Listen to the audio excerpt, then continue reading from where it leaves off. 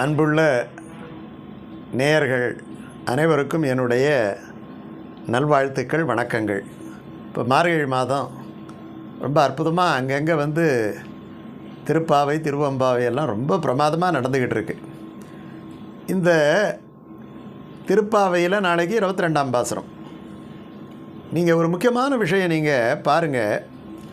கோயிலில் நீங்கள் பகவானை பார்க்குறோம், மூலஸ்தானத்தில் பார்க்குறோம், ஏன் உற்சவரை கூட பார்க்குறோம். நீங்கள் பார்க்கும் பொழுது எப்படி பார்க்கணுன்ட்டு ஒரு முறை ஒன்று இருக்குது. அவருடைய திருவடி தரிசனத்தை காமிப்பாங்க. பட்டாச்சாரியார் இந்த ஆரத்தி காமிக்கும்போது அவருடைய திருவடி, காரணம் என்னன்னா அந்த திருவடியில் விழுந்தால் தான் நமக்கு சரணாகதி. அதை தான் ஆண்டாள் செய்ய போகிறா இல்லையா? ஆண்டாள் உன் அடிபாடி அப்படின்னு தான் சொல்கிறான். உன்னுடைய திருவடியை கெட்டியாக பிடிச்சிக்கோ. காரணம் என்னன்னா, நம்முடைய பாவங்களை பார்த்து பகவான் சரி இப்படி ஒரு பாவி வந்துட்டானே, இவனை நம்ம கைவிட்டு விட வேண்டியது தான் நினைத்தாலும் கூட அந்த திருவடி கைவிடாதான். ரொம்ப அழகாக பெரியவங்க சொன்னாங்க, அவனுடைய கரங்கள் கைவிட்டாலும் திருவடிகள் கைவிடாதபடிக்கு தின்கடல்களாக இருக்கும். அதனால தான் அடிபாடின்னு சொல்கிறாங்க. புகழொன்றுமில்லாத அடியன் உன் அடிக்கீழ் அமர்ந்து புகுந்தேனே, துயரறு சுடர் அடி தொழுது எழுயன் மனனே, இப்படியெல்லாம் சொல்கிறாங்க. கம்பன் கூட பாடுகின்ற பொழுது அன்னவர் அடிக்கே சரண் நாங்களேங்கிறார். அன்னவர்க்கே சரண் நாங்களேனா சரணாகதி எங்கே பண்ணுவோம்? அவனுடைய திருவடியில் தானே பண்ணுவோம். பொதுவாகவே நம்ம பார்க்குறோம், நம்ம கையை பிடித்து காரியம் கொள்ளுவதை விட காலில் விழுந்து காரியம் கொள்ளுவது எளிது அப்படின்ட்டு உலகியல். அது இறைவனுக்கும் பொருந்தும். அப்படி காமிச்சிக்கிட்டே வரும்போது அவனுடைய திருவடி, அதுக்கப்புறம் அவனுடைய உந்தி, அதுக்கு அப்படியே மார்பு, திருமார்பு, திருக்கழுத்து, திருமுகம். அந்த திருமுகத்தில் நம்ம பகவான் இடத்துல பிரார்த்தனை பண்ணும்போது உன்னுடைய கடைக்கண் பார்வை என் மேலே விழாதான்ட்டு தான் எல்லா மூர்த்திகள்கிட்டையும் நம்ம போய் கேட்போம். அது அம்பாளாக இருந்தாலும் சரி, அது சிவனாக இருந்தாலும் சரி, அது கண்ணனாக இருந்தாலும் சரி. இப்போ ஒரு முக்கியமான குறிப்பு சொல்கிறேன் பாருங்கள்.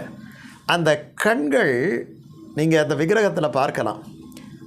பாதி மூடியபடி இருக்கும், பாதி திறந்தபடி இருக்கும். ரொம்ப அப்படியே பளிச்சுன்னு விரிச்சு இருக்காது, தாங்க முடியாது, மொத்த டேமையும் திறந்து விட்ட மாதிரி. அதனால தான் உன்னுடைய கடைக்கண் என் மேலே சற்று விழாதா அப்படின்ட்டு பெரியவங்க கேட்பாங்க. கடைக்கண் பாராயோ இல்லையா? அதுக்கு தாமரை கண்கள்னு பேர். ரொம்ப குளிர்ச்சியாக இருக்குது அதால். ஆனால் இந்த தாமரை கண்களுக்கு ரொம்ப அழகான முறையில் நம்ம பிரித்தோன்னு வச்சுக்கிங்களாம். தாமரை கண் அப்படிங்கிறது கமலம் போன்ற கண்கள், கண்ணிணையும் அரவிந்தம் அடியுமகுதே அப்படின்ட்டு ஆழ்வார்கள் பாடுறார். அப்போ இந்த தாமரை கண்ணுங்கிறது பிரித்தா அரைக்கண்ணுன்ட்டு வரும். தாமரை கண்ணனா வரும், பாதி திறந்து பாதி மூடிய கண்கள் வரும். நாளைக்கு பாசுரத்தில் ஆண்டாள் இந்த நுட்பத்தை சொல்கிறேன். முதல்ல அந்த பாசுரத்தை பார்த்தா நமக்கு இதனுடைய உண்மை விளங்கும். பகவானிடத்தில் எப்படி போய் நம்ம இறைவனிடத்தில் சரணாகதி செய்யணும், செய்யும் பொழுது நம்முடைய அகம்பாவமெல்லாம் அதில் கூடாது. எல்லாத்தையும் விட்டுடணும். எல்லாத்தையும் விட்டுட்டு முன்னுடைய கதியே கதி அப்படின்னுட்டு நினைக்கணும். ஆருளர் கலைகணம்மா அரங்கமா நகருளானேன்னுட்டு சொன்னார் இல்லையா? அந்த மாதிரி போய் சரணடையணும். இந்த பாசுரத்தை பாருங்களாம்.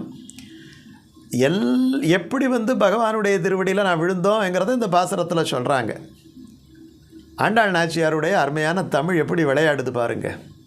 அங்கண்மா ஞாலத்து அரசர் அபிமான, அங்கண்மா ஞாலத்து அரசர் அபிமான பங்கமாய், எப்படி அபிமான பங்கமாய் நின் பள்ளி கட்டிற்கீழே சங்கம் இருப்பார் போல் தலை பெய்தோம், கிண்கிணி வாய் செய்த தாமரை பூ போலே.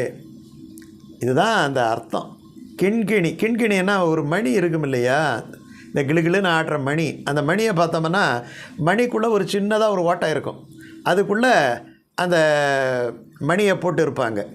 அது வெளியிலேயும் வராது, உள்ளேயே இருக்கும். பாதி திறந்து பாதியை மூடியில் இருக்கும்.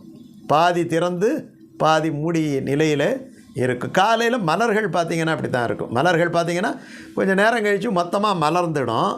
அதுக்கு முன்னாடி பார்த்திங்கன்னா மொட்டாக இருக்கும். அந்த சூரிய உதயத்தின் போது அந்த கொஞ்சம் இருட்டு கொஞ்சம் உதயம் இருக்குன்ற நேரத்தில் பார்த்தோம்னா மலர்ந்தும் மலராத பாதி மலர் போலன்னுட்டு கண்ணதாசன் எழுதினார் இல்லையா, அந்த மாதிரி இருக்கும். மலர்ந்தும் மலராத பாதி மலர் போல இருக்கும்.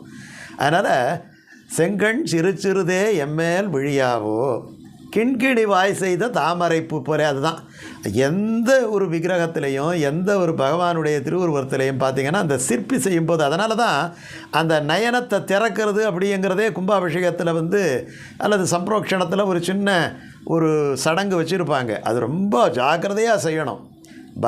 சாதாரணமான விஷயம் கிடையாது. பகவானுடைய பார்வை எப்படி இருக்கணுங்கிறத ஆகமங்களெல்லாம் நிர்ணயம் பண்ணியிருக்கு. அப்படி தான் இருக்கணும். அதில் மாறி போச்சுன்னா பார்த்திங்கன்னா பலவிதமான இடையூறுகள் வந்துவிடும். இதை பல பேர் பெற்றிருப்பாங்க. அதனால் அந்த செங்கண் சிறு சிறுதே எம்மேல் விழியாவோ, எப்படி திங்களும் ஆதித்யனும் எழுந்தார் போல். திங்களும் ஆதித்யனும் எழுந்தார் போல். திங்களன்னா என்ன அர்த்தம்? சந்திரன். குளிர்ச்சியான பார்வை. இரவில் யாரும் பயப்பட மாட்டாங்க. வெளியில் மொட்டை மாடியில் எந்த இடத்துலையும் உட்காரலாம். நிலா பாவம் கொதிக்குதுன்னுட்டு சொல்ல மாட்டாங்க.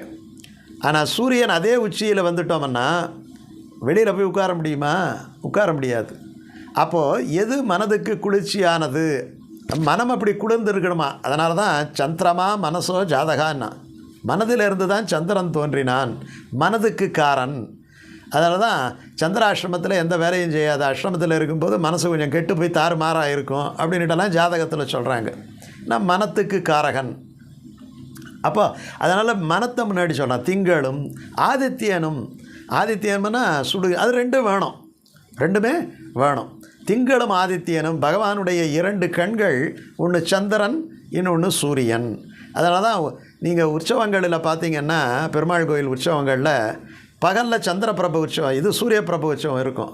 இரவில் சூரிய அஸ்தமனத்துக்கு பிறகு 7 மணிக்கு மேலே தான் சந்திர பிரபை வாகனத்தில் பகவான். அப்போ இரவு பகல் இரண்டுமே அவனுடைய கண்ட்ரோலில் இருக்குதுன்னுட்டு அர்த்தம். கங்குலும் பகலும் அவனுடைய கட்டுப்பாட்டில் இருக்குதுன்னுட்டு அர்த்தம். அப்போது திங்களும் ஆதித்யனும் எழுந்தார் போல் அம்கண் இரண்டும் கொண்டு எங்கள் மேல் நூக்குதியல். அம்மன்னா என்ன அர்த்தம்? அம்மன்னா அழகானன்னுட்டு அர்த்தம். கண்ணன்னா பறந்தன்னுட்டு அர்த்தம், கண்ணோட்டத்தோடுன்னுட்டு அர்த்தம். அம்கண் இரண்டும் கொண்டு, திங்களும் ஆதித்யனும் போல இருக்கக்கூடிய இரண்டு கண்களையும் கொண்டு எங்கள் மேல், கடைக்கண் அப்படி லைட்டாக பார்த்தா போகிறோம். அப்படி பார்த்தா எங்கள் மேல் சாபம் எழுந்தேல் வரம்பாவாய். எங்களுக்கு எத்தனையோ சாபங்கள் இருக்குது. யார்கிட்ட எந்த சாபத்தை வாங்கி வந்தோமா? இந்த சாபம்ங்கிறது ரொம்ப முக்கியம். பாபம் என்கிறது வேறு, சாபம் என்கிறது வேறு. இதை எளியவர்கள் ஒன்றுமே முடியாட்டி போனால் என்ன பண்ணுவாங்க? சாபம் தான் கொடுப்பாங்க. நீ நல்லா இருப்பியா அப்படின்னு சொன்னால் என்ன அர்த்தம்? அது சாபம் இல்லையா? 2 பேரும் அடிச்சுக்கிட்டால் கூட ஒன்றும் பிரச்சனை கிடையாது. ஆனால் சாபம், ஒரு மண்ணை வாரி இறைக்கிறது, இல்லை என்னை இப்படி கதிகலங்க வச்சுட்டியே நீ நல்லா இருப்பியான்னு சொன்னால் அதுக்கு பிராயச்சித்தமே கிடையாது. பிராயச்சித்தத்தால் போக்குவது பாபம். பிராயச்சித்தை அனுபவித்தே கழிக்க வேண்டியது சாபம். அந்த சாபத்தை கூட நீக்கக்கூடிய பவர் யாருக்கு இருக்குதுன்னா பெருமாளுக்கு இருக்குது. அதில் தான் எங்கள் மேல் சாபம் எழுந்தேலும். பகவானை அறியாமல் இருப்பதே, அந்த அறியாமையில் இருப்பதே ஒரு சாபம் தானே. யார் பண்ண பாவமோ நம்மளால் கோயிலுக்கு போக முடியல, கோயிலுக்கு போனாலும் நிம்மதியாக வணங்க முடியல. அப்போ எது தடுக்குது? இறை சிந்தனை ஒருவனுக்கு இல்லாமல் இறை சிந்தனையே ஏற்படுது, சாப்பாட்டுக்கே சிந்தனை ஏற்படுதுன்னு சொன்னால் அது கூட பாவம்தான் இல்லையா? அதுவும் பாவம்தான். அந்த அந்த அந்த அது எங்கேயோ பெற்ற சாபம்னு அர்த்தம். அந்த சாபம் இழுந்தேல் வரம்பாவாய். அதனால் என்ன அர்த்தம்னு சொன்னால், பகவானிடத்தில் போய் சரணாகதி செய்கின்ற பொழுது எப்படி பண்ணணும்? அவனுடைய கண்கள் மெல்ல திறக்கிற மாதிரி ஒரு பக்கமாக ஒதுங்கி போய் உன்னுடைய கண் பார்வை சிறு சிறுதே என்மேல் ஒழியாவோ, கொஞ்சமாவது என்னை நீ பார்க்கக்கூடாதா, ரட்சிக்கக்கூடாதா அப்படின்ட்டு நம்ம மனதால் பிரார்த்தனை பண்ணிக்கிட்டு பார்த்தோம்னு சொன்னால் என்ன ஆகும்? எங்கள் மேல் சாபம் எழுந்தேல் வரம்பாவாய். சரி, அது கரெக்டு. ஆனால் போகும்போது என்ன பண்ணணும்? நான் இந்த உத்தியோகத்தில் இருக்கிறேன், எனக்கு இத்தனை கோடி சொத்து இருக்குது என்கின்ற அகங்காரம் அமகாரங்கள் இல்லாமல் சந்நிதிக்கு போக வேண்டும். சில பேர் போனோம்னா ஜபர்தஸ்தோடு போவாங்க. அங்கே இருக்கிற அர்ச்சகர் மாலையை கழட்டி கூட இவருக்கு போடுவார். பெருமாள் மாலையே கழட்டி கூட போடுவார். அது ரொம்ப பெருமையாக வேற நினைக்கிறாங்க. அந்த பெருமாள் மாலை நம்ம போட்டுக்கலாமா? அது அங்கேயே வைங்க, பெருமாளுக்கு இருந்தால் தான் அது அழகு.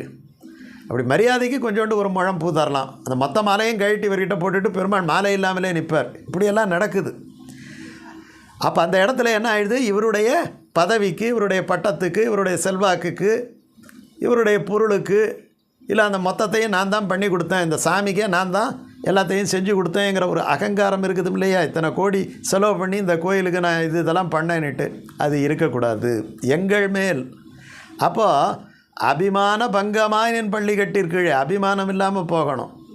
நாங்கள் இங்கே பெண்கள்ங்கிற அபிமானம் கூட இல்லாமல் ஆண்டாள் போய் சரணாகதி பண்ணா அப்படின்ட்டு அந்த பாசுரத்தில் வருது. அதனால் அபிமானத்தை விட்டுடணும். எத்தனை நாள் நமக்கு இந்த பதவி இருக்கும், எத்தனை நாள் நம்மக்கிட்ட இந்த செல்வாக்கு இருக்கும், இவைகளெல்லாம் நிரந்தரம் கிடையாது. இதெல்லாம் அனித்தியம். நித்தியமான வஸ்துவான அந்த பரமாத்மா தான் நமக்கு எல்லா காலத்திலையும் இருக்கக்கூடிய நிருபாதிக உறவு.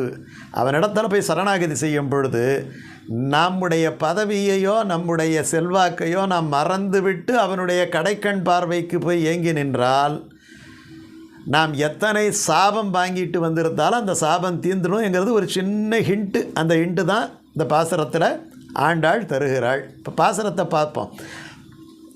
அம்கண் மாஞாலத்து அரசர் அபிமான பங்கமாய் வந்து நின் பள்ளி கட்டிற்கீழே சங்கம் இருப்பார் போல் வந்து தலை பெய்தோம் கிண்கிணி வாய்ச்செய்த தாமரை பூ போலே செங்கண் சிறு சிறுதே எம்மேல் விழியாவோ திங்களும் ஆதித்யனும் எழுந்தார் போல் அம்கண் இரண்டும் கொண்டு எங்கள் மேல் நோக்குதியேல் எங்கள் மேல் சாபம் எழுந்தேல் வரம்பாவாய். எத்தனை அற்புதமான பாசுரம் பாருங்கள். நாளைக்கு இந்த பாசுரம் நீங்கள் சன்னதியில் பாடுறீங்க இல்லை பூஜை அறையில் பாடுறீங்கிறது கூட ரெண்டாவது விஷயம். ஆனால் இந்த கருத்தை நினச்சிக்கிட்டு என்றைக்கு கோயிலில் போனாலும் இதை அப்படியே ஃபாலோ பண்ணுங்கள். பகவானுடைய பேரருள் உங்களுக்கு கட்டாயமாக கிடைக்கும்.